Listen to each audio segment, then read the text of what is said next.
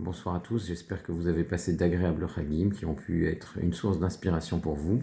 On se souhaite souvent, à la fin des Chagim, surtout en Yiddish, un hiver en bonne santé, un Choref Bari. C'est ce que je souhaite à chacun d'entre vous, chacun d'entre nous. Néanmoins, nous allons continuer toutefois dans nos règles, nos halachot, des soins pendant Shabbat, en espérant qu'on n'en aura pas besoin.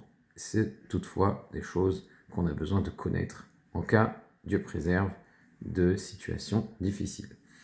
Ce qu'on devrait faire aujourd'hui, c'est de voir dans les grandes lignes la différence entre un malade en danger et un malade sans danger, et qu'est-ce qui est permis de façon absolue pour un malade qui ne présente pas de sakana, qui ne présente pas de danger. Alors un malade en danger, ça on le sait, on peut même transgresser Shabbat avec des interdits de la Torah pour le sauver. Qu'est-ce que c'est un malade en danger? Eh bien, ça ne veut pas dire que son pronostic vital est engagé, même avant cela, son pronostic vital risque d'être engagé si on ne fait rien, ou bien on a un doute là-dessus, on a un doute sur sa situation, peut-être que c'est un danger, peut-être que c'est une maladie dangereuse. Dans ces cas-là, on a le droit d'être Mechalel Shabbat, de transgresser Shabbat pour le sauver. Un malade sans danger, c'est une personne qui est alitée, qui a une mauvaise grippe par exemple, ça s'appelle un malade qui est sans danger, on sait qu'il va s'en sortir, on sait que c'est pas une personne à risque, c'est pas une personne qui a des comorbidités, pour employer des termes qui sont maintenant malheureusement devenus courants, mais c'est quelqu'un qui est alité, il est au lit à cause de sa maladie, eh bien on a le droit de faire certaines choses Shabbat pour lui, mais pas de transgresser Shabbat. Selon le Rama, même si le malade en question n'est pas alité, qu'il marche, mais qu'il souffre dans l'ensemble de son corps, eh bien, il est affaibli, il est complètement affaibli. Alors ça s'appelle aussi un malade sans danger. Alors, il y a plusieurs autres exemples qui permettent de situer ce que c'est un malade sans danger. Si quelqu'un est en bonne santé, mais on sait que si on ne fait rien, eh bien, il va se retrouver dans un état de danger. Par exemple, il y a une blessure, et on sait que si on ne soigne pas cette blessure, eh bien, ça risque de devenir une hémorragie, et ça va devenir dangereux, même si pour l'instant, il se sent plutôt bien. Donc là, effectivement, il faut agir. Une personne épileptique qui a une crise, ça s'appelle un malade sans danger. On a le droit de transgresser certains interdits pour lui. Une femme qui a accouché il y a moins d'un mois, elle s'appelle encore une malade sans danger, donc si elle a besoin de soins pendant Shabbat, on a le droit de faire certaines choses, on va voir tout de suite quoi. Et un enfant, comme on a vu dans le cours précédent, ça s'appelle aussi un malade qui est sans danger. Qu'est-ce qui est permis de faire pendant Shabbat pour soigner un malade qui est sans danger justement dans cette situation? Eh bien, la première chose, et c'est ce qui est accepté par tous les décisionnaires, on a le droit de demander à un non-juif de faire un travail. Alors, un exemple qui peut se rencontrer, vous avez besoin de lait en poudre pour un enfant, eh bien, et le lait en poudre ne se trouve pas à la maison où vous passez Shabbat, on a le droit de demander à un non-juif d'aller chercher ce lait en poudre à la pharmacie, quitte à lui promettre de le payer même le lendemain, en lui disant ne t'inquiète pas, ça ne va pas te coûter d'argent, je vais m'occuper de toi. C'est permis pendant Shabbat. Vous pouvez aussi lui donner les clés, qu'il aille chez vous, aller chercher le lait en poudre pour l'amener à l'endroit où vous passez Shabbat. Étant donné que ça n'est qu'un interdit des rabbanan, un interdit d'ordre rabbinique, de demander à un non-juif de travailler pendant Shabbat, donc vous pouvez le faire pour un enfant ou pour un autre malade qui est sans danger. On a le droit aussi de cuire un plat. Il a besoin d'une soupe pour se réchauffer. Vous pouvez demander à un non-juif de cuire un plat pour lui. Maintenant, est-ce qu'on a le droit de transgresser soi-même des interdits qui sont d'ordre des rabbanan? Alors là, c'est un peu différent, parce que quand vous demandez à un non-juif, c'est vrai que c'est un interdit des rabbanan, mais c'est déjà moins grave, parce que ça n'engage que la parole. Vous avez dit quelque chose, vous n'avez pas agi, vous n'avez pas transgressé activement Shabbat. On ne transgresse pas activement Shabbat quand on demande à un non-juif de faire une mélacha. En revanche, quand on fait soi-même une mélacha des rabbanan, alors on a fait quelque chose. Donc c'est un peu moins évident de permettre cela pour un malade sans danger. Alors le Shulchan Aruch rapporte quatre opinions à ce sujet. On va voir les trois premières, parce que c'est celle qui nous intéresse pour la halakha. On a l'opinion la plus permissive, qui est celle du Tour, Rabbeinu Yaakov ben Harosh, le fils de Rabbeinu Asher, le fils du Roche, qui permet même de faire soi-même des melachot, des rabbanan. Donc pour lui, à partir du moment où tu permets de demander à un non-juif, eh ben, tu peux transgresser Shabbat avec des interdits, des rabbanan uniquement pour un malade sans danger, c'est-à-dire cuire de façon qui serait interdite uniquement des rabbanan, on va voir des exemples un peu plus tard, ou d'autres interdits des rabbanan, d'après le tour, on peut le faire soi-même. D'après le Ran, Rabbeinu Nissim bar Reuven, qui était un des auteurs médiévaux relativement tardifs, mais un possèque, un décisionnaire de référence, lui dit que on ne peut pas transgresser soi-même un interdit des rabbanan pour un malade qui ne présente pas de danger pour sa vie, à part s'il y a un danger pour un de ses membres, pour un membre de son corps. C'est-à-dire il risque de perdre un doigt, il risque de perdre une main, il risque de perdre un œil, il risque de perdre, bon, il va pas perdre sa vie, mais il risque de perdre un membre. Donc c'est quelque chose d'assez grave. Alors tu as le droit de transgresser Shabbat avec un interdit des rabbanan. Ça c'est le Ran. Et enfin, l'opinion de Nachmanide, Ramban, qui permet lui de transgresser Shabbat dans un interdit des rabbanan, mais uniquement avec un shinui. Ça veut dire tu peux le faire toi-même, tu peux faire toi-même cette melacha des rabbanan, tu peux faire toi-même cet interdit des rabbanan pendant Shabbat, mais à condition que tu ne le fasses pas de la manière habituelle, que tu changes un petit peu. Et alors à ce moment-là, c'est permis. Par contre, s'il y a une sakanat evar, s'il y a un danger pour un membre du corps qui risque de perdre un œil, de perdre une oreille, de perdre un doigt, ou quoi que ce soit, lo alin ou lo alechem, alors à ce moment-là, tu as le droit de faire la melacha de rabbanan de façon tout à fait normale, ce qu'avait déjà permis le Ran. Donc ça veut dire que le Ramban, il apporte une nuance supplémentaire pour permettre des melachot, des rabbanan, même quand il n'y a pas de danger pour un membre, c'est-à-dire il n'y a pas de danger pour un membre, le malade est en danger, il est alité, j'ai besoin de faire une melacha des rabbanan pour lui, je peux la faire selon le Ramban avec un shinui, avec un changement. La Shulchan Aruch il rapporte encore un quatrième avis qui ajoute encore une nuance, mais il tranche comme le troisième avis, comme le Ramban, le dernier avis qu'on a rapporté, et donc, pour que ce soit clair, une melacha des rabbanan sans chinouille, ça n'est permis que quand il y a un danger pour un membre, et une melacha des rabbanan avec chinouille, c'est permis même de le faire soi-même. Et bien entendu, dire un non-juif, ça c'est permis d'après tout le monde, sans aucun problème. Il faut savoir que donc, dans ces situations-là, on va donc privilégier le chinouille, la façon inhabituelle de le faire, et ça, c'est pas seulement le Shulchan Aruch qui tranche comme ça, il faut savoir que c'est aussi de nombreux Acharonim, le Gaon de Vilna, le Magen Avraham, le Tour Zahav recommandent de suivre cette opinion-là, et donc c'est ce qui est tranché dans la halacha.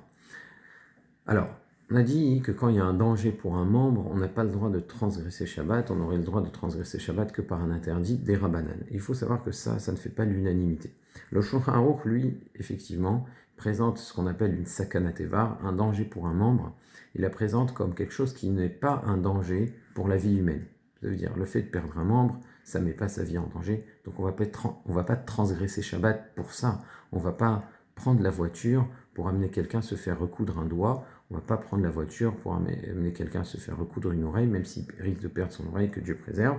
Donc d'après le Shulchan Aruch, ça ne justifie pas de transgresser Shabbat. Une sakana teva n'est pas une véritable sakana. Alors il y a un avis dans les Rishonim qui est celui du Meiri. C'est un auteur qui effectivement est un auteur médiéval, qui est un des Rishonim, seulement ses écrits ont été découverts de façon beaucoup plus tardive, donc il fait moins...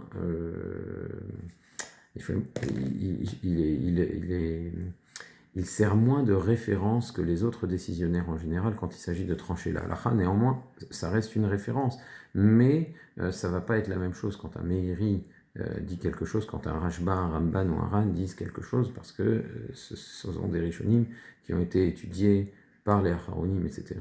Donc il y a un regard beaucoup plus critique sur les Rishonim qui ont été connus de façon antérieure que sur le Meiri. Mais fermons cette parenthèse. En tout cas, le Meiri estime qu'on a le droit de transgresser Shabbat, même si ça n'est qu'un danger pour un membre. Même si la vie n'est pas en danger, c'est un membre qui est en danger, perdre une oreille, perdre une main, perdre un doigt, Dieu préserve, c'est un risque qui justifie de transgresser Shabbat selon le Meiri. Ce n'est pas la halacha, mais c'est un avis qui existe. Maintenant, il faut savoir que des Acharonim, comme le Tzitz Eliezer, Rav Eliezer Waldenberg, qui est un des poskim contemporains, un des décisionnaires contemporains de référence, rapporte que beaucoup de médecins aujourd'hui estiment, et ça s'est avéré dans l'histoire, que perdre un membre, laisser un membre se perdre et ne pas agir, c'est pas seulement un risque pour le membre en question, c'est aussi un risque pour l'ensemble du corps parce qu'il y a des dangers d'infection, etc. Donc, a priori, on devrait traiter une sakanat evar, un danger pour un membre, comme une sakana pour l'ensemble du corps. Alors, en cas de doute, bien entendu, c'est ce qu'on devra faire. C'est possible que ça mette en danger l'ensemble du corps, donc on doit agir. On pourrait même transgresser Shabbat avec des interdits de la Torah pour ça. Mais il faut savoir que la vie médicale, c'est le plus important, c'est ce qui prime dans ces cas-là. C'est-à-dire, bien entendu, en cas de doute, j'ai pas possibilité d'avoir un avis médical, eh bien, il faut agir. Mais si j'ai un avis médical et je suis sûr qui est assez, qui se tient, qu'il n'y a pas de danger pour la vie humaine, à ce moment-là, ce ne sont que des interdits, des rabbanan, qui seront autorisés. Alors, qu'est-ce que c'est faire un interdit des rabbanan pour un malade sans danger? Bien, un exemple tout simple, celui de téléphoner. Téléphoner à un médecin, téléphoner aux urgences, c'est un interdit uniquement mis des rabbanan. Alors, je sais, on utilise des circuits électriques, mais il faut savoir que la majorité des Acharonim tranchent plutôt comme le Rav Shlomo Zalman Auerbach, qui considère que faire fonctionner un circuit électrique pendant Shabbat est un interdit des rabbanan. Et donc, téléphoner à un médecin, téléphoner à un taxi pour transporter un malade, etc., même si c'est un malade sans danger, ce serait permis pendant Shabbat. Effectivement, on va favoriser le chinouille, encore une fois.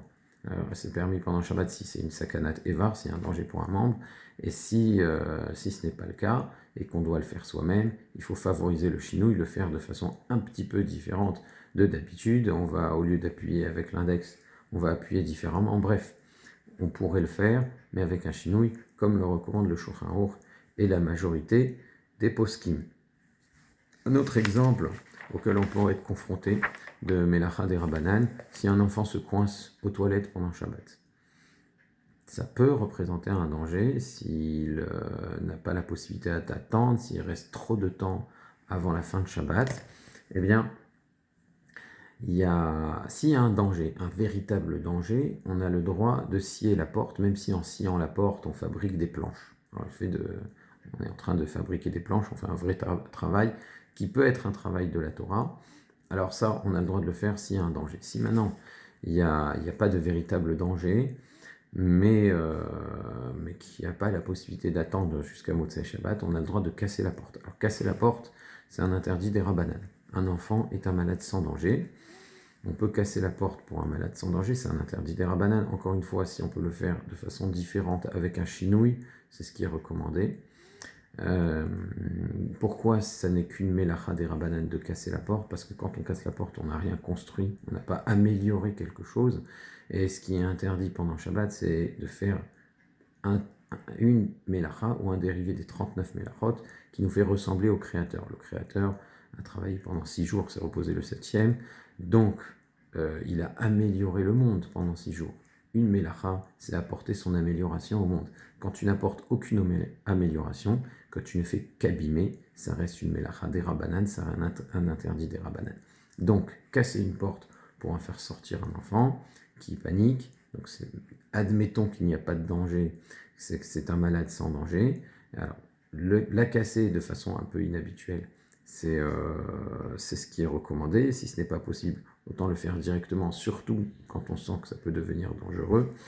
Et si c'est pas possible, eh bien on aurait même le droit de découper la porte avec une scie, même si ça ressemble à un interdit de la Torah. Alors juste pour la petite parenthèse, c'est pas évident que scier la porte, même si on fait des traits très droits et méthodiques, ce soit un interdit des rabbanan, parce que ce qu'on cherche à faire, c'est avant tout de faire sortir l'enfant.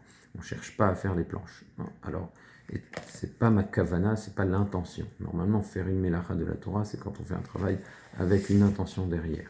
Donc, en conclusion, si un enfant se coince aux toilettes pendant Shabbat et qu'on ne peut pas le faire attendre, Si on peut demander à un non-juif de casser la porte, c'est la première chose qu'on devrait faire. Si c'est pas possible, eh bien on peut le faire soi-même. Si on peut le faire de façon un peu inhabituelle, c'est-à-dire le faire avec le pied plutôt qu'en tapant avec l'épaule. C'est plutôt comme ça qu'on casse les portes.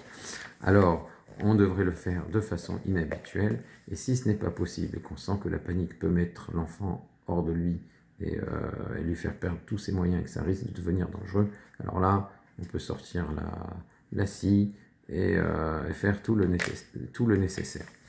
Est-ce qu'on a le droit de prendre une radio pour un malade pendant Shabbat?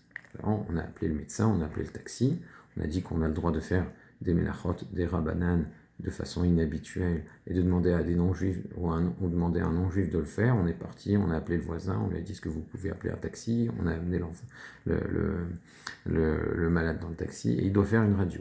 Est-ce qu'on a le droit de faire une radio pendant Shabbat pour le malade?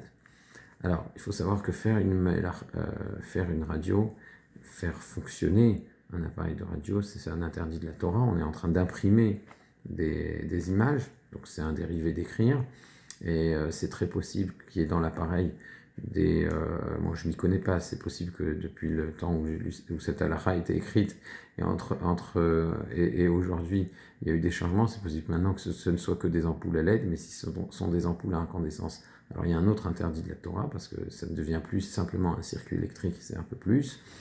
Et donc on ne devrait le faire que s'il y a un doute pour la vie de la personne. On a besoin de faire cette radio parce que c'est sa vie qui est en jeu, mais sinon on ne devrait pas prendre une radio. Bien entendu, si on demande à un non-juif de faire cette radio, si le radiologue qui va faire cette radio n'est pas juif, on a le droit de lui demander de le faire, on peut le laisser faire cette radio pendant Shabbat.